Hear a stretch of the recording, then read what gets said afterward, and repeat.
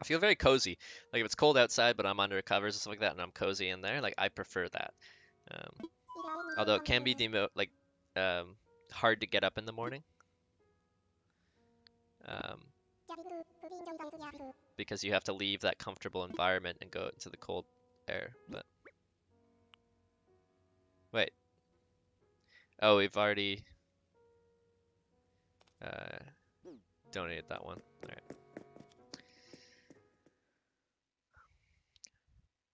How'd the process of getting permission to do the island trip go? Did you have to pay for the right to visit? No, I didn't have to pay. I just asked for permission. There was quite a bit of back and forth. They wanted to know a few questions about what I was planning to do on the island, and they did want to actually know my experience level as far as doing stuff outdoors, because they didn't want to agree upon letting me go to the island and me taking unnecessary risks based on my experience level. So yeah, they just had like a list of it was like 8 to 10 questions, just kind of making sure I knew what I was getting into. But they're very, very kind. They like CC'd the message to a few different people to make sure everything was okay with it, and it was they were very, very kind to me. Nothing but nice things to say. Um,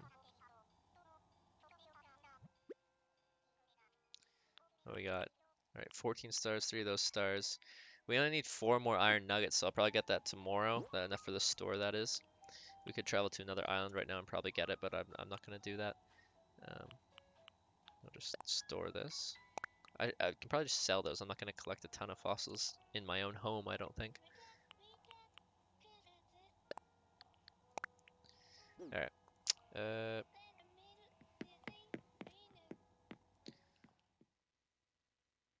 Worst part about camping is getting out of sleeping bag on cold mornings. Yeah, no, I'm with you. Well, okay. To kind of extend onto that, um, extend on what you're saying. So cold mornings are one things, but wet mornings is my 100% least favorite thing. So, like, if you're warm and dry in your tent, in your sleeping bag, and you hear the pitter patter of rain, which is actually very soothing when you're in a tent. I find it quite relaxing to hear that pitter patter of rain on the tent fly. But you know you have to leave that comfortable environment and go out and get soaking wet. That's demoralizing, and I want nothing to do with it.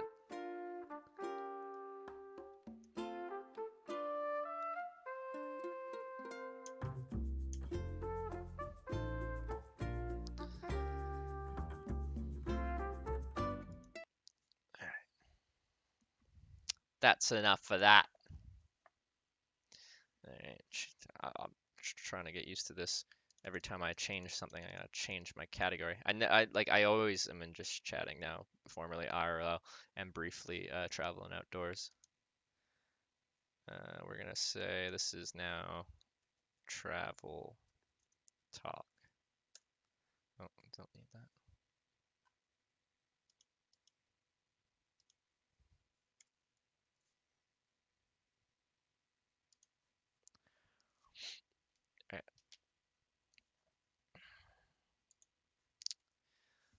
All right. So, mm, talk travel for a little bit here, but I probably won't stay up that much longer. What am I? Oh, yeah, I did have another thing open for. Let me pull this up here from the Arctic trip. There's a ton of pictures missing. Um,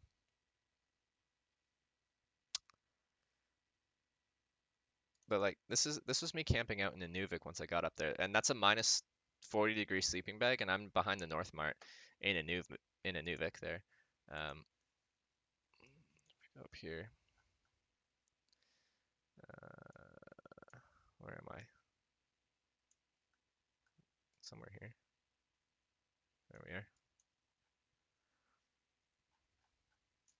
We're in Inuvik. There's the North Mart. Where are you? Isn't it just right in the center?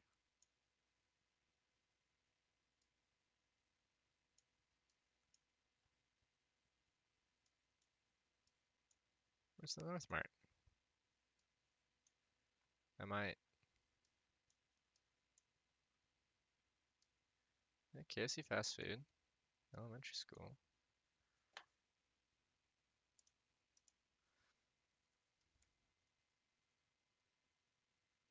Yeah.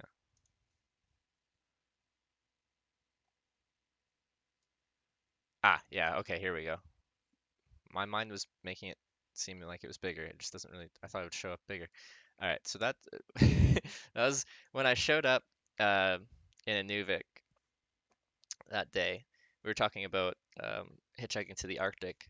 So it was winter, and this is where uh, I took this photo. I was waiting for 4 hours, and it was minus 37 Celsius that morning, just around Dawson City, Yukon. And then all day, well, 4 hours to catch that ride, and then we drove all day into the night, close to midnight. And then I got dropped off in Inuvik. I got actually driven there by a truck driver delivering goods for our North Mart here. He's delivering groceries here. So he pulled up there and was delivering groceries. But I didn't know what to do, so I walked along the main drag once. There's like a convenience store open, but it was late at night, and there was not much going on. I think it was like a Thursday night. Yeah, it was a Thursday night, and I remember why. But there's a parking lot back here, and you can see those trailers there. I just laid down and slept there. So I borrowed my one of my coworkers' um, Thermarest Neo Air X Therm. I don't have any trailers there, but there's these trailers that go like this, and I just tucked on the left side of those trailers so people that were uh, in the town couldn't really see it. But if you came this way, you could, if you look through the bushes there, then you'd see me just sleeping there. Where are we at here? So I literally just threw down the sleeping pad, which actually was really great. So that thing still is super lightweight, super packable, but I felt zero ground heat loss. Like I didn't feel cold being sucked up underneath me because that's like your sleeping pad is one of your most important um, parts of your sleeping system as far as keeping you warm. And a lot of people skimp out on the sleeping pad and then they wonder why they're warm even though they have a really nice sleeping bag, well within the temperature rating of the conditions they're planning on sleeping in. But if you don't have an insulated sleeping pad underneath you, then that the ground just drags the air out of you. Or if you have an inflatable sleeping pad and it's not insulated, then you just have a just it's an air mattress underneath you, but that air can circulate. Like as you warm up the air underneath you, that air is circulating around and you're drawing in the cold air, and then the whole hot air is getting sucked away eventually, and you're just gonna feel that cold air constantly robbing you of your warmth. So your sleeping pad is super, super important. But this is a the sleeping bag's a Mountain Hardwear Ghost minus 40. Now at minus 40, you don't have to specify whether that's Celsius or Fahrenheit because minus 40 degrees is minus 40 degrees, unless you're talking Kelvin. But for Fahrenheit and Celsius, that's the same temperature. That's what it's rated to. That night got around down to like minus 33, minus 30, uh, minus 32, minus 33, somewhere in that range. But it was a clear night. I could see the stars and I could see the northern lights. So I cowboy camped. I did have a four-season tent. I had a Mountain Hardwear. It was a two-person. I forget what it's called off the top of my head right now. But a two-person four-season tent. A four-season tent is going to have less ventilation than your three-season tent. It's kind of just more locked in there, and it's going to be built a bit more sturdier than your summer tents, like what you usually see people camping with. It's just a burlier tent. Um, but given those conditions, and that the fact that the sleeping bag actually has um, a windproof, waterproof, breathable membrane on the outside, I was comfortable cowboy camping. But so this is what a neat experience though. So I'm well above the Arctic Circle in northern Canada in the winter. It's late winter. It's probably now when I got there. It's either very late February or early March. I forget which one. But it's still very much winter, but I still have enough hours of daylight in the middle of the day where you can actually do some stuff with the sun up. But I'm sleeping in the Arctic Circle on the ground. in the winter looking up at the northern lights. Not a bad experience.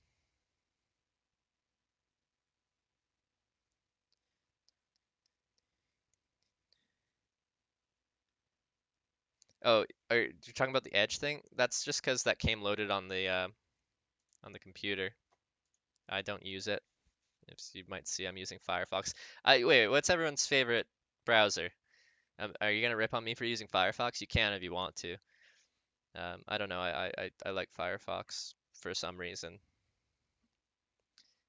So you was playing Animal Crossing? I was, yeah. I just wanted to check on my island. I'm kind of just going there once a day just to see what's up.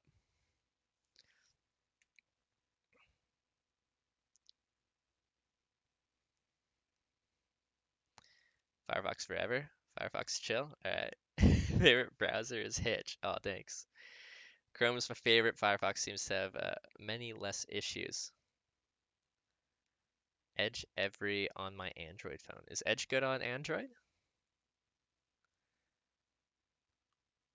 Brave browser. I haven't heard of that. Like, hmm,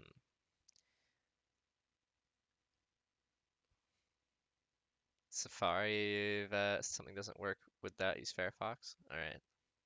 Yeah, I don't know. At some point, I started using Firefox years and years ago, and I just haven't really switched.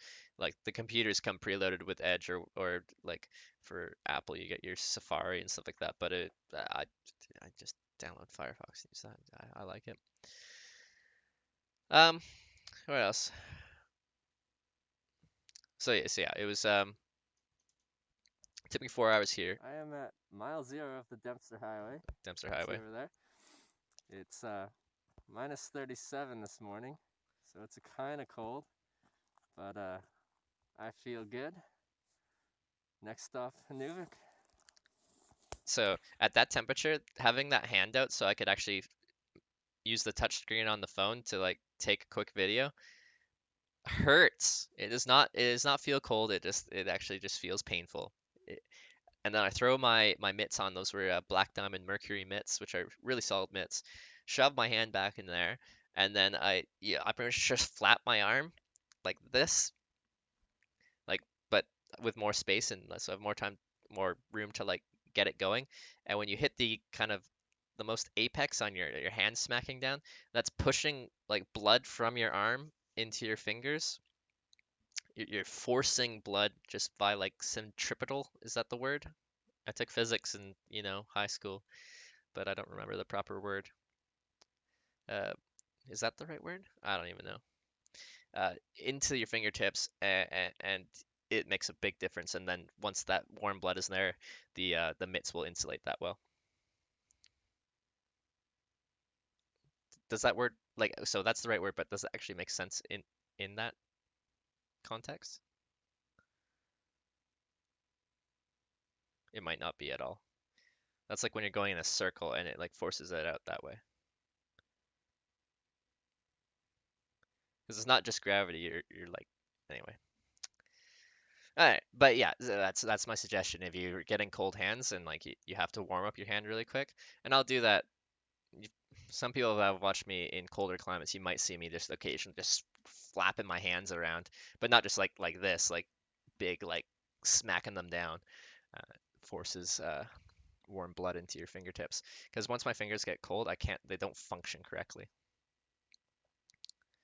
Um, yeah, here. Oh yeah, so that was me waiting. This is me after 3 hours or something like that. I got picked up after 4 hours. You can see the my God, the ice slowly starting to melt off my eyelashes.